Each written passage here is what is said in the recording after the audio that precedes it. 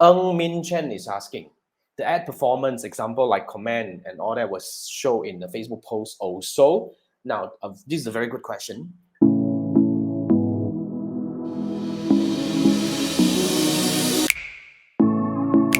Here's the thing, when you're running ads on Facebook, there are many ways, okay? In fact, there are two ways.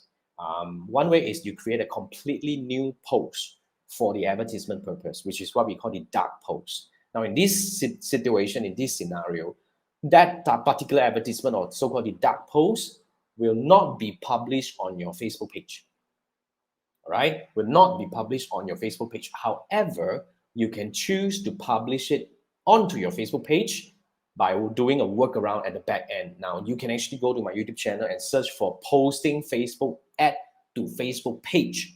There is a video that I walk you through on how to do that, and it's still working up to today. So that's something that you can do. So if you post an ad into your Facebook page, so basically they are actually the same post. All right. So whatever view or like or comment that you're getting on the advertisement itself will be shown on the post.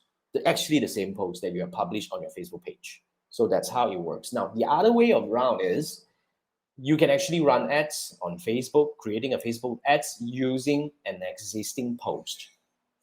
All right. So when you're using an existing post means we are selecting from a post that you have already published on your Facebook page and turn it into an advertisement.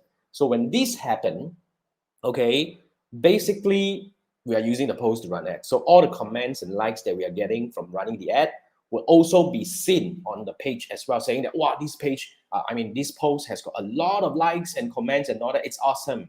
So it works that way. Okay. So yeah, either way it works. So it depends on how you want to do it. But nonetheless, you need to understand the implication.